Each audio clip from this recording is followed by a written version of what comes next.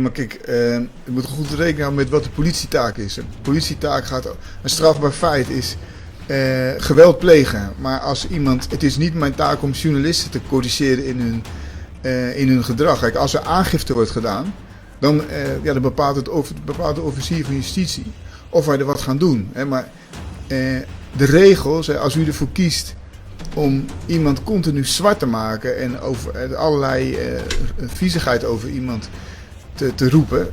Ik veroordeel dat zelf ook. Ik heb ook vaker gezegd van doe normaal. Waarom doe je dat? Dat lokt agressie uit. Mensen hebben daar last van. Ik heb er zelf ook last van. Maar het is geen politietaak om iemand te gaan bellen en te gaan zeggen: hey, doe het even niet. Dat is wel iets heel anders. Maar begrijpen jullie die vraag wel? Ik begrijp de vraag. Hij zegt fysieke agressie wel, het is tegen. Maar hij zegt net niet, tenminste, begrijp ik van die vraag, geen bullying. Dus met andere woorden, fysieke agressie mag niet, maar bullying mag wel. Nee, absoluut niet. Kijk, ik veroordeel die bullying net zo hard.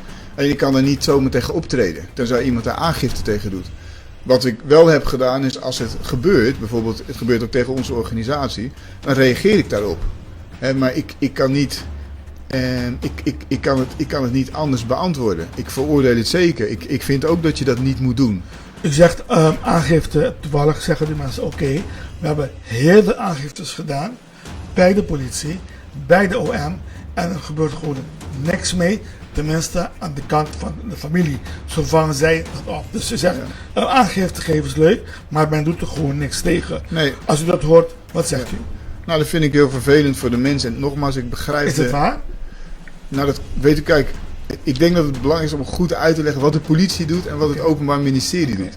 Wij bepalen niet of wij dat gaan vervolgen. Dat doet het Openbaar Ministerie. Dus u doet de aangifte, wij geven de aangifte door naar het Openbaar Ministerie en dan komt er een vervolg waarin wordt aangegeven wat er gaat gebeuren.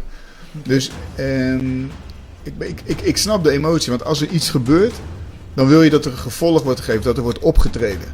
En dat iets stopt, of dat de halt wordt toegeroepen. Dat kan ik volledig begrijpen. Alleen, ik denk dat het ook goed is om te begrijpen wie wat doet in deze. Want het maakt mij niet uit. Ik zeg u in alle eerlijkheid. Kijk, ik heb alle kritieken gezien. Ik ben korpschef. Maar ik ben geen korpschef voor complimenten of ik hoef niet aardig gevonden te worden. Ik ben ervoor te zorgen voor de veiligheid en ik ben ervoor om te zorgen. Mijn doel, dus mijn grotere plaatje is in dit geval, ik zou willen dat we meer met elkaar praten in plaats van over elkaar. Laat staan op zo'n lelijke manier. En laten wij gaan kijken hoe wij, dus op een kwalitatieve manier, dat met elkaar kunnen doen. Maar ik moet wel eerlijk zijn, ik veroordeel geweld ten alle tijden. Ik ga nooit zeggen dat je geweld met geweld moet beantwoorden.